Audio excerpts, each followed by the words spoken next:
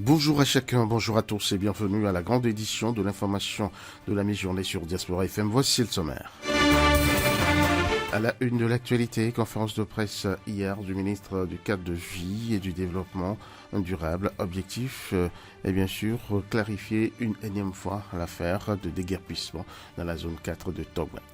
Le président de l'association béninoise Eau Énergie ABEE, Gabriel Kona, réagit dans ce journal sur les mesures prises par le directeur général de la SBEE relatives à la jouissance des quotas d'électricité et d'eau. Et puis, guerre israélo-palestinienne, l'ONU décide d'enquêter sur les crimes sexuels commis par le Hamas lors du massacre du 7 octobre dernier en Israël. Voilà pour le sommaire de ce journal. Peggy Ludovic Dagba. Merci d'être avec nous. Je vous le disais tantôt, le ministre du cadre de vie et du transport chargé du développement durable avec à ses côtés le porte-parole du gouvernement était hier après-midi face à la presse au sujet notamment de cette affaire de déguerpissement dans la zone 4 de Togouin. Après les explications du porte-parole du gouvernement, le week-end écoulé, l'autorité ministérielle a tenu à remettre les pendules à l'heure dans cette affaire. Voici le compte-rendu et bien sûr de cette conférence de presse par Clémence Tonoucoin. De façon détaillée et date à l'appui, le ministre a exposé aux professionnels des médias la démarche dans laquelle l'opération de libération de l'emprise des projets touristiques dans la zone 4 de Togouin a été conduite. Première chose, le choix du domaine répond à des critères bien précis. Je voudrais ici préciser que en novembre 2020, jusqu'à récemment, la zone 4 de Togouin est une zone essentiellement foncière construite, je suis très précis, sur moins d'1% de sa surface. Pour dire quoi? Que pour définir, choisir, déterminer une zone qui doit recevoir les investissements, le gouvernement regarde également l'impact que le choix de ce périmètre-là peut avoir sur les constructions existantes. L'autre précision que l'autorité a bien voulu donner pour permettre à l'opinion publique de mieux apprécier la situation, ce sont les prescriptions légales en la matière dont le gouvernement a fait fi. Conformément au code foncier et domanial, le dédommagement doit être justifié par la détention d'un titre foncier et d'un permis de construire en cas de construction. Autrement dit, seuls les détenteurs de titres fonciers et de permis de construire devraient bénéficier d'un dédommagement. Si je regarde le périmètre dont nous parlons, je ne crois pas qu'il y ait eu un titre émis en novembre 2021 et la date d'aujourd'hui où nous sommes en train de parler. Et pourtant, le chef de l'État, le gouvernement nous a instruit de faire fi de ces exigences que nous impose le code foncier domanial pour faire un traitement social de tout le dossier. La démarche communicationnelle adoptée dans le dossier est l'autre argument pour balayer du revers de main les informations colportées ça et là qui ne reflètent pas la réalité. Nous avons passé 2 ans à communiquer, à expliquer et à parler individuellement aux uns et aux autres. Tout ce que nous avons fait jusqu'à présent, nous l'avons fait dans le respect strict des tests qui gouvernent la matière dans notre pays. Les seuls cas dans lesquels nous avons violé les tests, c'est quand nous avons fait fi des exigences de la loi pour traiter socialement les dossiers. Et c'est ce qu'on pourrait nous reprocher. Parce que n'importe quel individu qui porte plainte contre le président de la République à la Cour constitutionnelle pour dire que nous avions violé les tests en dédommageant X pourrait gagner. Mais nous travaillons pour l'intérêt de tous les Béninois. Nous ne spolions pas les Béninois pour vendre des terrains aux étrangers. Sur 1117 personnes touchées par le projet, seulement 8 se sont inscrites dans la contestation et font opposition à une saine collaboration, déplore le ministre. Merci à vous, Clémence Tonoucoin. Suite aux nouvelles mesures relatives à la jouissance des quotas d'électricité et d'eau prises par le directeur général de la SBE, la Société béninoise d'énergie électrique, et dont nous avons fait cas dans nos éditions d'hier, le président de l'association béninoise Eau Énergie ABEE, bien sûr, réagit. Selon Gabriel Conan, cette décision est la bienvenue. Suivons ici ses propos au micro de Moriagua. Aujourd'hui, la SBE est réduite à la distribution. Hier, la SBE faisait de l'importation, elle faisait de la production. Mais aujourd'hui, l'État a mis en place une société de production de l'électricité qui prend en compte la production et l'importation. Du coup, la SBE est réduite à la distribution. Donc, c'est normal que l'équipe qui soit venue puisse diagnostiquer, voir ce qui ne va pas. En tout cas, c'est ce que nous sommes dit à l'ABE. Parce qu'avant, il comptait beaucoup plus peut-être sur les bénéfices qu'il faisait sur la production et sur l'importation. Et nous disons que c'est une très bonne décision. Mais ce que nous regrettons un peu, c'est la décision concernant les retraités. Vous voyez ceux qui se sont donnés et qui aujourd'hui bénéficient de leur retraite, qu'ils puissent d'un coup voir leur peut-être avantages disparaître, s'évaporer, et d'autant plus qu'ils sont encore vivants et ils bénéficient de leur pension de retraite. Je pense que c'est un peu dur de ce côté. Mais de l'autre côté, je pense que c'est bien normal. Mais ici, au sein de l'ABE, nous ne voyons pas d'abord l'impact qu'il y aura sur la qualité de l'énergie peut-être, ou bien l'amélioration des conditions de vie des consommateurs.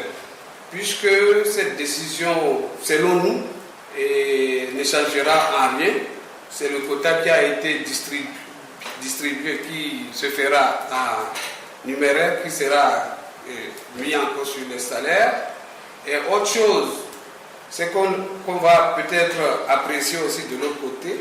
Et il y a certains qui ont des quotas, mais qui profitent de ce quota pour vendre de l'énergie plus chère, et qui ont des quotas, qui profitent et partager ça dans 2, 3, 4 maisons, vont louer à une, je ne sais pas qui, n'importe où. Bon, bref, ça c'est quelque chose quand même qu'il faut aussi recadrer. C'est ça qui a été fait.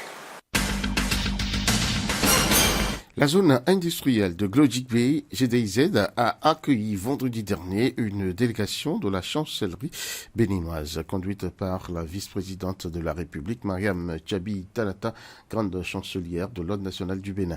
Objectif, constater l'évolution des travaux avant la prochaine conférence des grandes chancelleries d'Afrique francophone, subsaharienne et de France, que le Bénin accueille. Arthur Wendo était sur le terrain, voici son reportage.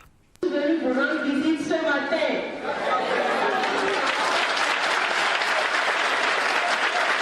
Une visite fortement applaudie et accueillie par les responsables de la zone industrielle de Glodic Bay et de la CIPI Bénin SA. Mariam Tchabi Talata, vice-présidente du Bénin et sa délégation ont été entretenues sur l'évolution des travaux au sein de la zone. Après les discussions et éclaircissements, la délégation a par la suite eu droit à la présentation de la maquette de cette zone. Ici, nous avons des parcelles qui sont beaucoup plus grandes en surface, ce sont des parcelles de 2 hectares, donc parfois les investisseurs demandent à ce qu'on fusionne leurs parcelles. Donc il y a des investisseurs qui ont 4 hectares, il y en a qui ont jusqu'à 23 hectares en un seul bloc. Donc c'est ça. Et là, nous avons les entrepôts de la zone. À l'issue de la rencontre qui s'est débouchée sur la visite guidée de plusieurs usines ou des sites déjà fonctionnels ou en cours d'installation sur la zone, la vice-présidente s'est dite impressionnée de l'ampleur du travail qui se fait et de la qualité de ce travail. Mes impressions à la fin de cette visite, elles sont très très bonnes. Nous avions entendu parler de la GDIZ. Nous avions eu un projet de venir visiter la zone. Nous n'en avons pas eu le temps depuis un certain temps, mais depuis que nous avons commencé nos visites de prospection des sites à proposer à nos chanceliers qui seront avec nous en juin ou juillet 2024 dans le cadre de la 11e conférence des grandes chancelleries d'Afrique francophone et de France. Nous avons senti la nécessité de faire cette visite-là aujourd'hui.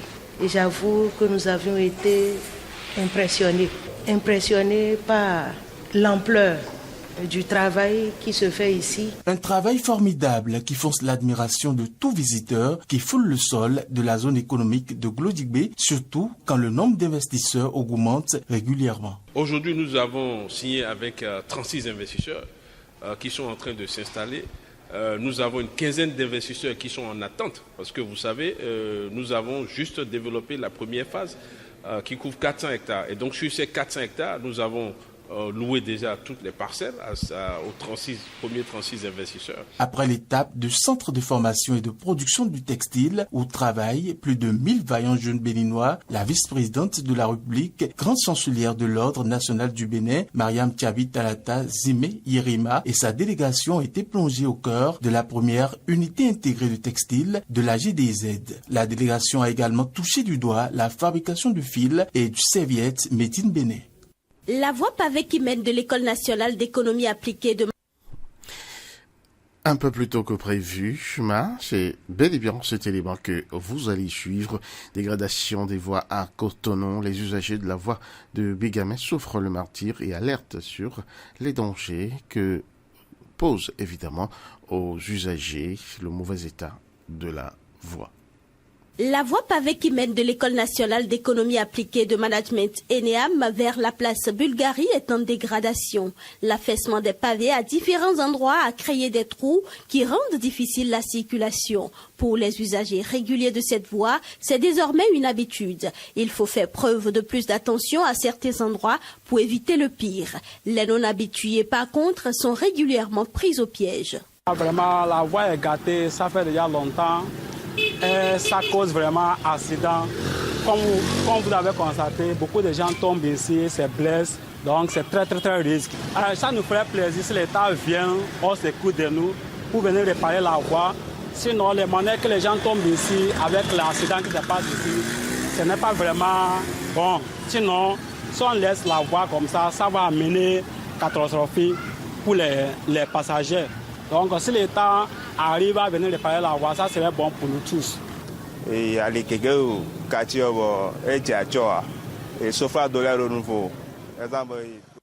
plusieurs voies qui sont dégradées dans le quartier. Il y a également des caniveaux à ciel ouvert par endroits et cela crée des accidents. À la moindre inattention, les usagers se retrouvent dans les trous et se blessent. Nous demandons aux autorités de penser aussi à notre quartier. La voie, c'est une voie très ancienne.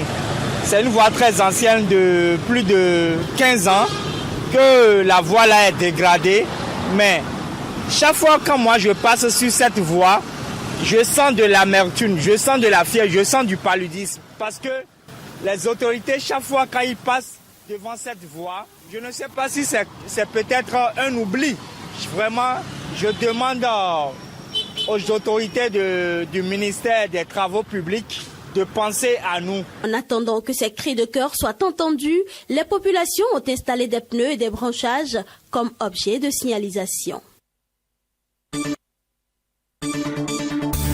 Les nouvelles africaines et internationales.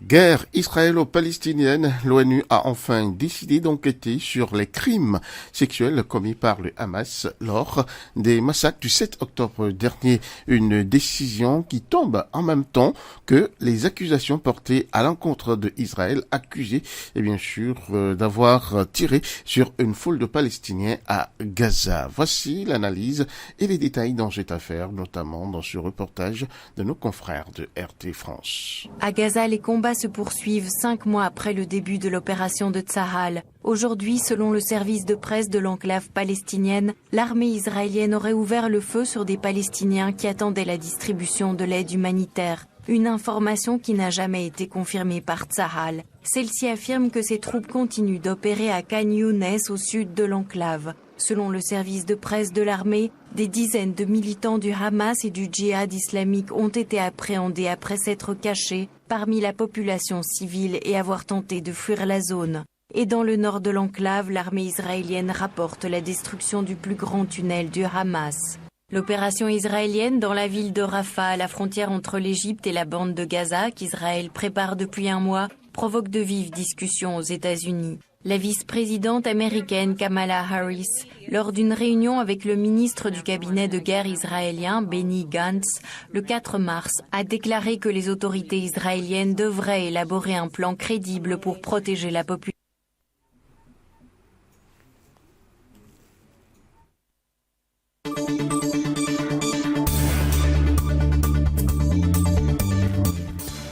Voilà, mesdames, mesdemoiselles, messieurs, ainsi va s'achever cette édition, la grande de la mi-journée sur Diaspora FM, que nous vous remercions d'avoir suivi.